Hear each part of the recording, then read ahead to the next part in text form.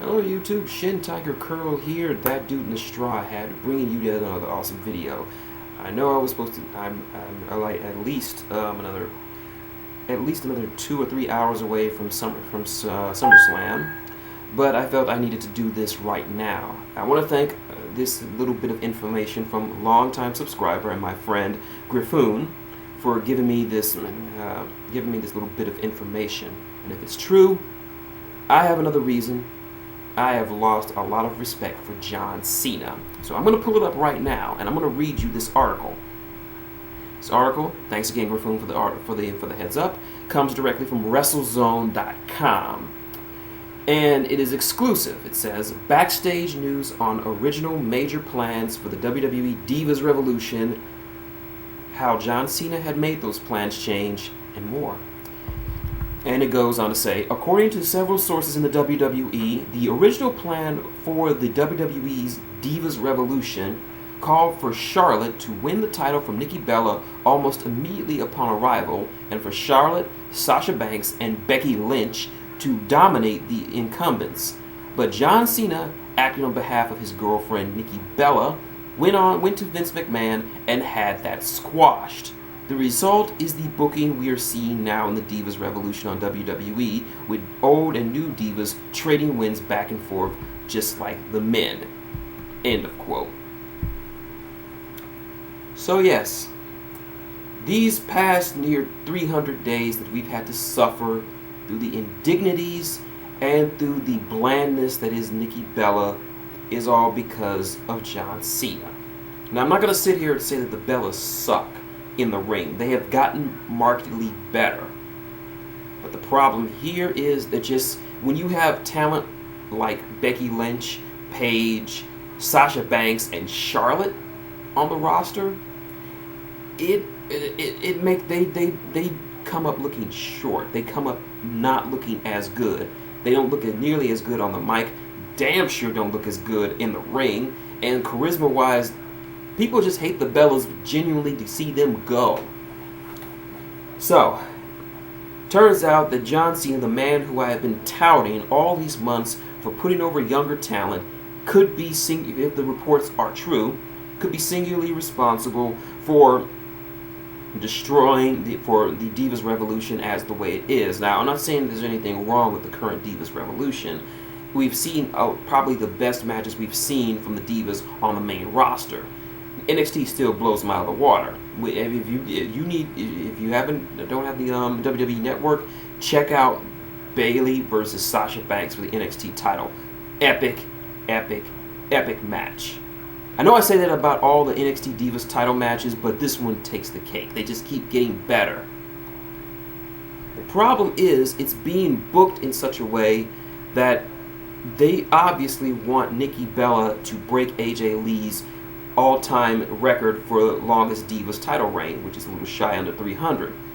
And they're going to keep the belt on her for that long. Unfortunately, Nikki Bella has not been a good champion. She has been passable at best, horrible at worst. The Bellas continue to be a black hole of charisma and anything interesting. They keep doing this catty bitch shit. I haven't said that in a while, not because I'm being PC, because I haven't seen much of the catty bitch shit since the revolution began, but that's what it is. This catty, juvenile, almost high schoolish behavior of forming up cliques, ridiculing people because of their appearance, and just acting like bitches. Now Sasha Banks pulls off this better than Nikki Bella. What Nikki Bella is trying to be as the Divas champion, Sasha Banks already is.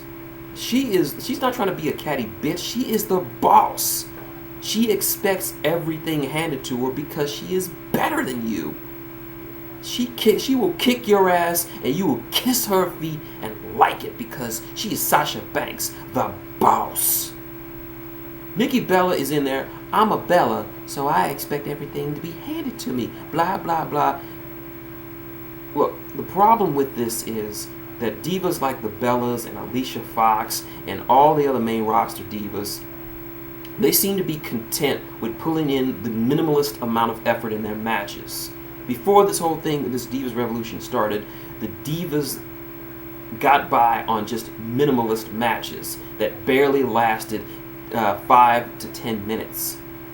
And these were considered the piss break matches. But since the NXT Divas were brought up to the main roster, boom, the Divas matches are all better because you have better quality wrestlers in it who are not just content with just giving a 5 to 10 minute match showing that, oh, we're Divas, we can do this, or give Divas a chance, we can do this, or promoting Total Divas.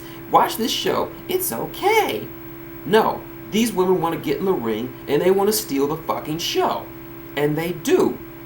Bayley, a lot of people on the CBR network, on the CBR wrestling forums, particularly Big Lebo, I'm sorry if I'm mispronouncing his name, Big Lebo, talked about how he wished that that Banks and Bayley's match got to close out the show because of how it ended, because it was such a great match and the ending just felt like an end to a pay-per-view match instead of just one of the co-main events. Not to say that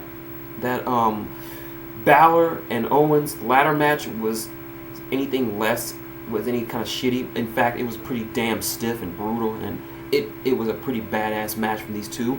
But Bayley and Banks' match seemed fitting more of an end of the show sort of match, not just they lead up to the end of the show. If you get what I'm saying. Sorry, getting some tea.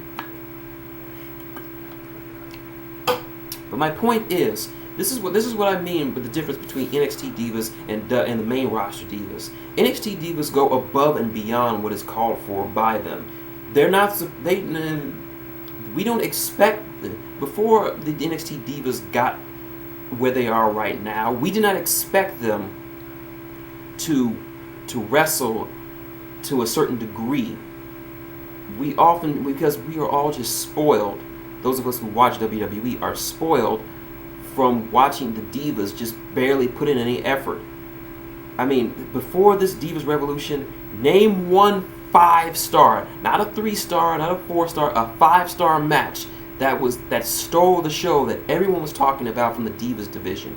You can't, because it doesn't exist, because the main roster Divas don't seem to want to put in the effort. I'm not saying that they're lazy, but it's just that the work that they're putting in makes them seem lazy, and that they're not putting in effort.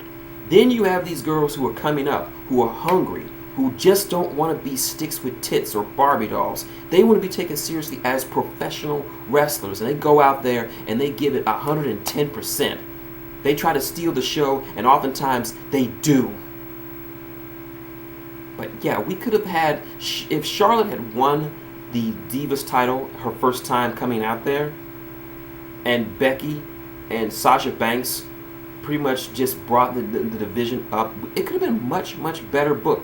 It could have risen the stakes and made it a lot more interesting than it is. I'm not saying the Divas Revolution right now isn't interesting, but considering what was planned, we got the shaft. And all because John Cena whined to Vince and told him that it was a bad idea for his girlfriend not to have the belt. So if you haven't had a reason, if you already hate John Cena already, for whatever reason, you have a good enough reason now. Because if it was not for him, Nikki Bella would not be a cancerous stain upon that title, and we could have had Charlotte, probably the most athletic and technically gifted diva on the entire roster. Not to say the other NXT divas are bad, they're all phenomenal.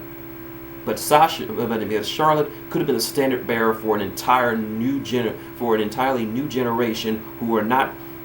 Well, they are being standard bearers, because this is gonna have to send a message to the divas and the main roster that you can't get by on just minimal work. You can't just get by on being crazy or being a bitch. You just can't get by with just average matches that are piss break matches. No, the bar has been set very high. And if the Bella Twins and Alicia Fox and every other diva on the roster doesn't meet up to that bar, they will be pushed to the wayside, and we have an entirely new generation of young, talented, hungry divas who want to give the best show of their possibly of the night. and I'm all for it. But John, if this is true, if you really did say this to Vince McMahon, and that this led to that storyline being scrapped, and your girlfriend threatening to break AJ Lee's record for longest Divas title reign, then fuck you. Not to say I would never want to see it broken. I would just rather see it broken by someone who actually has the talent of AJ Lee. Someone like Paige, someone like Sasha Banks, someone like Becky Lynch, someone like Charlotte. Those 4 women I can buy breaking her title, breaking her streak. But Nikki Bella? You want Nikki Bella to go down as the longest reigning Divas champion? Nikki Bella? Really? Seriously, double fuck you, Cena, if this is true. So that's my video. That's my video, and I'm also going to leave the link for the article down in the description in case you want to read it. If you like what you see, link, comment, subscribe below. Got any questions, comments, or just want to talk about wrestling, or just want to discuss whether or not this story is true? Leave it below. I'll get back to you. Want to support the channel?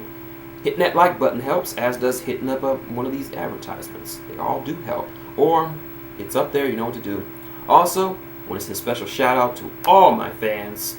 I just hit 100 subs. Actually, 101 subs.